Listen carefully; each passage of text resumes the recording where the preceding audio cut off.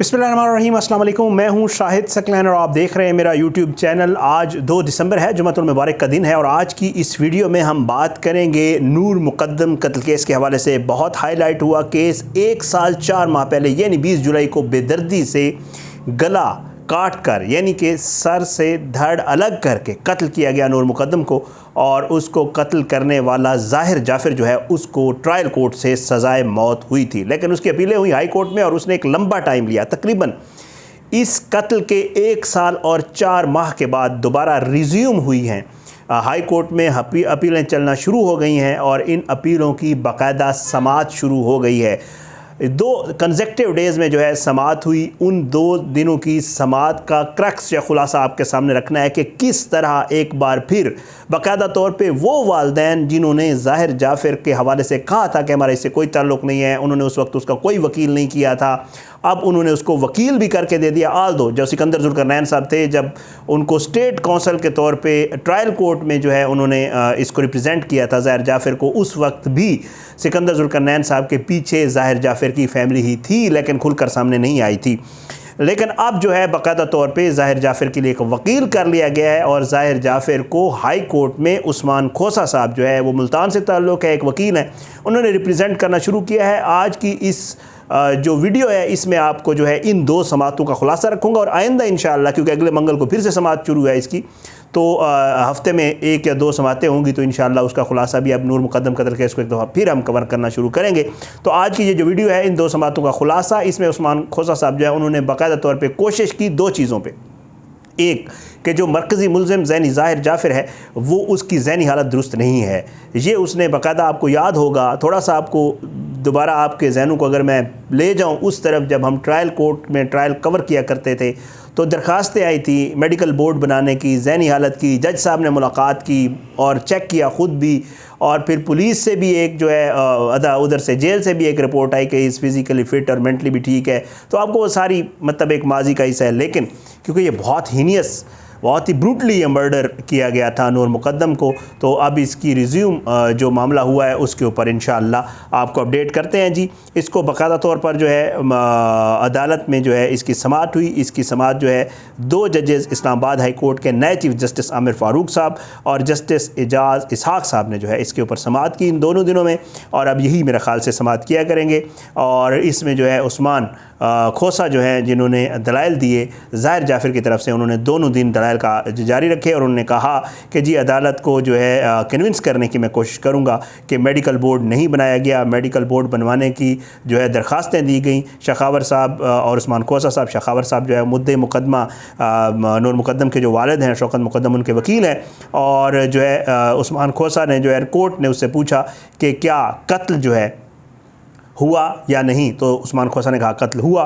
फिर कोर्ट ने पूछा कि डेड बॉडी जो है वहीं से मिली जाए वकूआ से जिस जगह का कहा जा रहा है, तो उन्होंने कहा जी बिल्कुल डेड बॉडी मिल गई।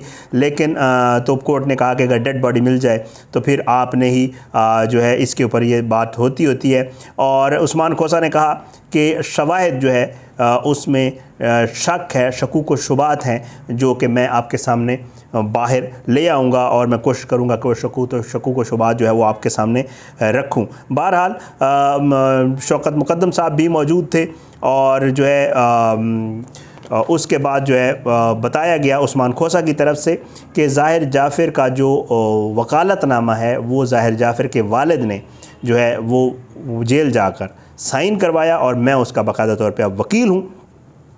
और इसमें खोसा ने दलाइल देते हुए कहा कि इस केस में 9 मुल्ज़मान थे। आपको भी थोड़ा सा याद दहानी करवा दूँ। 3 लोग ये हैं जिसमें एक चौकीदार है, एक माली है, ज़ाहिर जाफ़िर है, और 6 लोग थेरापी वर्स के थे। तो उन्होंने कहा कि जी 6 मुल्ज़मान इसमें बरी हुए हैं, उनके ऊपर जो है तकरीबन 75%, इसका मतलब ये है कि अगर 9 में से 6 लोग बरी हो गए हैं तो 75% केस जो है वो गलत साबित हो गया। तो उसके बाद जो है कहा कि जी पूछा गया कि क्या मुजरिम को फेयर ट्रायल नहीं मिला, तो उसने कहा कि नहीं जी ज़ाहिर जाफ़िर जो है उसने उस वक्त भी कापिज़ के ऊपर दस्तखत नहीं किए थे और ज़ाहिर जाफ़िर का मेडिकल का मुआयना भी नहीं करवाया गया था, उसकी दिमागी हालत का कभी भी चेकअप नहीं करवाया गया था। उस्मान खोसा ने अपने दलाइल का जो मैं आपको ज़रा खुलासा बताने की कोशिश कर रहा हूँ। अदालत ने उसे कहा कि जी आपने जब ये सारा मामला हुआ था, मेडिकल बोर्ड नहीं बना था, ये सारा इशू हुआ था, तो क्या आपने एतराज़ उठाया था उस वक्त? तो उस्मान खोसा ने, शखावत साहब ने इसके ऊपर कहा कि जी ज़हनी मुआयने की दरख्वास्त मुस्तरद हुई, मगर इन्होंने कहीं भी किसी फोरम पर उसको चैलेंज नहीं किया। उसके बाद जी खोसा साहब ने जो है कहा कि जी एतराज़ उठाया उसने एक पॉइंट निकाला कि इन्होंने जो FIR बनाई है या FIR जो लिखी गई है वो बाकायदा तौर पे उस तरह FIR नहीं है जैसे को वाक़या हो जाता है और उसकी FIR काट दी जाती है। ये FIR बाकायदा तौर पे इन लोगों ने पुलिस के लोगों के साथ बैठ के और वकला के साथ बैठ के पहले मुशावरत की और उसके बाद FIR काटी गई और उसमें लोगों को बाकायदा जानबूझकर पहले ज़ाहिर जाफ़र को और उसके बाद दूसरे लोगों को जो है उसमें शामिल किया गया। उसके बाद उसने कहा कि शक का जो फ़ायदा है वो हमेशा मुल्ज़िम को होता है, इसलिए मुझे यानी ज़ाहिर जाफ़र को शक का फ़ायदा मिलना चाहिए। जो प्रोसिक्यूशन के सबूत हैं और शवाहिद हैं उसमें तज़ाद है। और जो है उसने कहा कि जी ये सारा मामला जो है, उसने फिर बहुत सारी इसमें बातें की कि जो पोस्टमार्टम हुआ उस पोस्टमार्टम में भी जो है मसला ये था कि इनके जो 2 डॉक्टर्स थी उसमें जो है उन डॉक्टर्स को उनके आपस में बयानात में तज़ाद है। पोस्टमार्टम किसने किया वो एक दूसरे के ऊपर डाल रहे हैं। इस तरह की बातें जो है खोसा साहब ने जो है उन्होंने अपने बयानात में बताई। फिर अपने दलाइल में की। फिर उन्होंने कहा कि जी हमने एक अलग से अब एक दरख्वास्त भी दे दी है ज़ाहिर जाफ़र की ज़हनी हालत की चेकअप के लिए एक मेडिकल बोर्ड बनाने की हाई कोर्ट में। उन्होंने ये भी बाकायदा तौर पर हाई कोर्ट में बताया और शायद वो जो दरख्वास्त है में भी वो मंगल को में भी सुनी जाए। अच्छा, अदालत ने पूछा कि मुद्दई मुकदमा और ज़ाहिर जाफ़र का मोबाइल फ़ोन जो है क्या वो कब्ज़े में लिया गया था जब ये मामला हुआ था?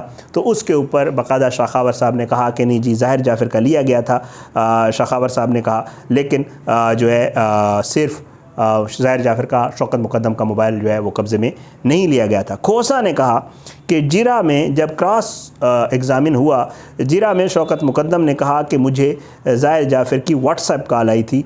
तो मुद्दई मुक़द्दमा ने जो अदालत ने कहा कि अगर मुद्दई मुक़द्दमा ने ये बात छुपाई है तो इसका क्या असर होगा। फिर लिखवाया गया शखावत साहब वगैरह को कि जब आपकी बारी आए तो आपने इसको क्लियर करना है इस चीज़ को। अच्छा, उसके बाद अदालत ने कहा अदालत ने कहा कि ज़ाहिर जाफ़र ने शौकत को कॉल की, इसकी क्या हकीकत है ये भी आपने बताना है। उस्मान खोसा ने कहा कि 19 जुलाई को यानी नूर की कॉल्स वालदा के साथ हैं, वालिद के साथ नहीं है। आल दो क्योंकि वालिद ने कहा कि मेरी कॉल हुई, व्हाट्सएप कॉल हुई, लेकिन उसने कहा वालदा के साथ कॉल्स हैं। उस्मान खोसा ने कहा। अदालत ने कहा कि वकील नोट कर लें और अपनी बारी पर बताएं। ये वही जो शखावत साहब को कहा गया।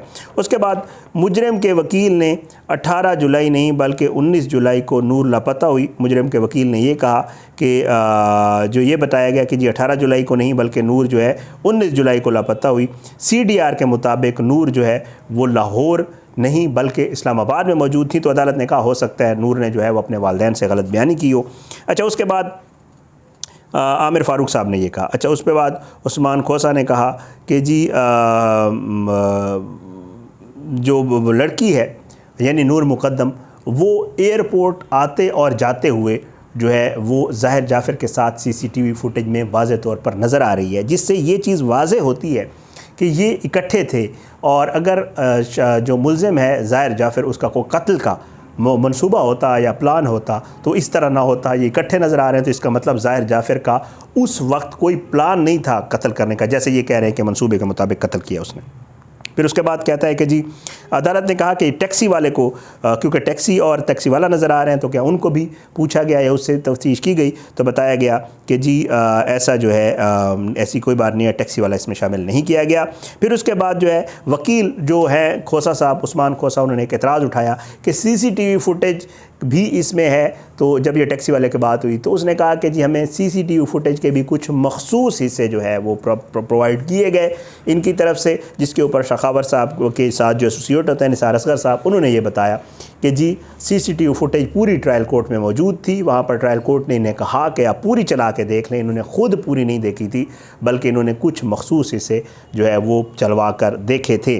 तो बहरहाल ये सिलसिला जो है अभी क्योंकि दलाइल लंबे दलाइल थे, ज़ाहिर है मेरी कोशिश है कि मैं इसको इन 2 समातों के दलाइल को इस छोटी सी वीडियो में आपके सामने रख दूँ ताकि इसका हम एक दफ़ा फिर इसको कंटिन्यू करें। आइंदा जो समातें होंगी उसकी पर समात इंशाअल्लाह कोर्ट से जो भी होगी वो आपके सामने रखा करेंगे। करेंगे। इन दो समातों के दरमियान जो है वो यही कोशिश की गई उस्मान खोसा साहब की तरफ से कि वो जो इतराज़ात हैं उनके उसके ऊपर दलाइल दें।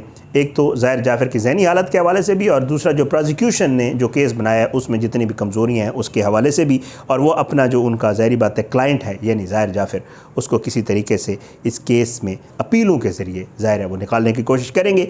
अब ये मंगल वाले दिन की समात रखी गई है, तो अब इंशाअल्लाह ये केस एक दफ़ा फिर जो है वो चल पड़ा है, और अब ये बाकायदा इसकी समातें होंगी, लग ही रहा है क्योंकि 2 समातें तो होपफुली शायद हफ्ते में 1 या 2 समातें हुआ करेंगे अब इस केस की, और उम्मीद है कि ये केस इंशाअल्लाह जल्द हाई कोर्ट में भी अपने मंतकी अंजाम को पहुँचेगा। तो ये अपीलों पर सिलसिला शुरू हो गया। अब देखते हैं इंशाअल्लाह इसके ऊपर जो भी आगे अपडेट्स होंगे आपकी खिदमत में ज़रूर रखा करेंगे। अपनी दुआ में याद रखें। अल्लाह पाकिस्तान कामी नासिर इसके खिलाफ साजिशें करने वालों को नस्ल-ए-नाबूद करे, ज़ालिमों को इबरत का निशान बनाए, मज़लूमों को इंसाफ मिले। अपनी दुआ में याद रखा करें। मुझे इजाज़त दें। अगली वीडियो तक के लिए पाकिस्तान ज़िंदाबाद। अल्लाह हाफ़िज़।